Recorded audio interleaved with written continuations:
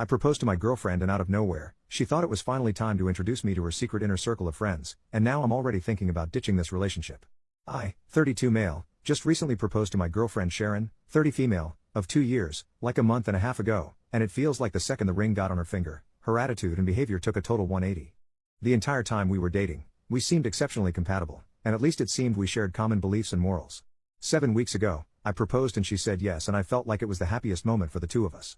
But not even a week later, it's like her attitude totally flipped. I thought I knew all her friends, but one day I came home and there were 6 women I've never seen before, and Sharon introduced me to them. I was curious as to why I was just now meeting them, when I already met Sharon's 2 best friends, Michelle and Octavia, both not present, over a year and a half ago. Sharon said she wanted to make sure we were a sure thing before I met her inner circle. I found this strange, not to mention it was a weeknight and they were quickly draining my wine rack of wine. Sharon still had her own place, but she stayed with me so often that she practically lives here. I still found it really rude when they left, leaving behind 4 empty bottles. I tried to discuss with Sharon about having uninvited guests on weeknights, but she brushed off my concerns very casually. It just felt like she didn't take me seriously at all. The following weeks she went out with the girls several times, and when she brought the girls to my place twice without notice, once with notice to appease me, her words, they all treated me like a butler, shaking their empty wine glasses at me for refills. After the 4th time, I made it clear that I will get a locked wine rack. Sharon just called me no fun after that. It gets worse. Sharon decided me and the girls got off on the wrong foot, and said we should have dinner together at a nice restaurant. Well, I went, and it was not great. The 6 kept prodding me about my life, my house, my career, but deflected every single question I asked. It got especially bad at night when they started talking about modern relationships and jealousy, and one of them brought up some key points about relationships that I thought Sharon and I were on the same page about, specifically what ifs regarding polyamory and being friends with exes.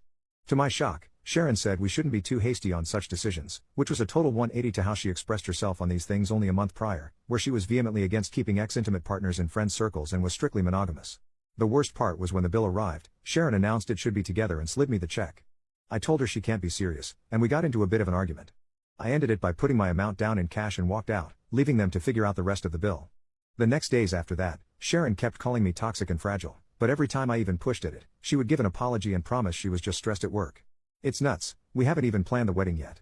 The worst part was this Monday, when at work, I got a Nest doorbell alert, checked and saw Sharon and one of her 6 new friends arriving at my place, going in, and exiting with my golf clubs. This set was a gift from my father, and it cost a pretty penny too, so Sharon lending it out without my permission got me pissed. I immediately called Sharon and told her and her friend to return the clubs. Sharon tried to gaslight me with, "But you promised to lend the clubs to her boyfriend, remember?" I told her the club's cost would move it into a serious crime, and her friend had an hour to return them or the cops would be called. Sharon kept insisted she got my permission and I told her to cut the crap. Well, not 45 minutes later I got another notification of Sharon and her friend coming back with the clubs and going inside, leaving them, and then Sharon's friend flipping off the Nest doorbell on the way out.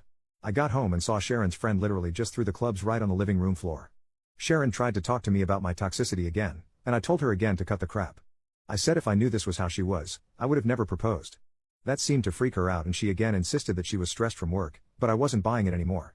I told her to return the ring and her key, and we would talk about our relationship this weekend. She cried and begged me not to cancel the engagement, and insisted that it was just stress. I told her again we will talk about it this weekend. She finally relented. I had my house rekeyed anyways after she left, just to be safe. Sharon has been texting me constant messages of love and apologies for getting swept up, and insisted she was only wanting to show me off to her close friends. I don't know, I'm just not buying it. The same close friends have been sending me texts daily, calling me toxic and fragile again, saying they knew I wasn't man enough for Sharon or secure enough to share her with friends. A few of my friends that knew Sharon the entire 2 years we were dating were surprised and can't believe she turned hide this quick, and that there must be something missing, or that I am leaving something out. They say I must have said something to trigger her friends to act like this, and I had to have been the jerk somewhere along the process. I dunno, it's a lot to take from all directions right now. I feel like everyone is playing a prank on me or something. Literally, how does this happen? Update 2 days later, Sharon's been gone now for an hour. The breakup is official, I have the ring back. I did talk to Michelle via Facebook and Michelle said her and Octavia were cousins of Sharon, and Michelle also said she knew the 6 and didn't care for them. Michelle didn't say much more than that. I did meet Sharon's parents, and they both seemed to like me, and the topic of Michelle and Octavia never came up around them. None of our finances were intermingled, yet, but it was planned for later this month, which won't ever happen now. I invited 3 of our mutual friends, Casey, John, and Mike, to be here when Sharon got here. Sharon showed up and was surprised to see we had company. I said they were here for both of our sakes. Sharon wanted to phone 3 of the 6 to come over to even things out and I refused, and I used the club theft as a reason. Sharon sat on the couch very dramatically and then asked if I really wanted to make this public. I outright asked why she changed so much after the engagement, and why she hid the existence of the six. Sharon then went in again about how she insulates her inner circle until a partner is vetted. I called bull crap. I met her parents. What's more inner circle than your parents? Sharon tried to deflect, but I wouldn't have it. I pointed out how for the last month, her friends dropping by cost me nearly $500 in wine, which she by the way made no attempt to reimburse. I also pointed out her trying to make me pay an 8-person dinner bill without asking me first. She again said she wanted to show how great a guy I was, and how she clearly misjudged me and was disappointed in my attitude. I then asked about the clubs. She tried gaslighting with you, totally said it was okay, remember? And I kept saying bull crap. Mike piped in. He knew the clubs were a gift from my dad and I was highly protective of them. He too called bull crap, and that's when Sharon turned her attention to Mike and John, saying, isn't he getting forgetful lately? Don't you remember when he forgot that one date? And neither of them was buying it. I finally said forget postponing the wedding or canceling the engagement, the entire relationship is going to end if she isn't going to be straight with me. Sharon made a very long exaggerated sigh. She took the ring off and dropped it on the coffee table. She got up to leave and said you're never going to find someone as good as me and to send her stuff to her apartment. She left, and Casey, John and Mike were totally stunned. All I could say was believe me now? Then we just ordered some pizza. I am still shocked and confused by her attitude. I'm sure the heartbreak will come next, but right now, I'm just kind of numb. I still feel like this isn't real lol.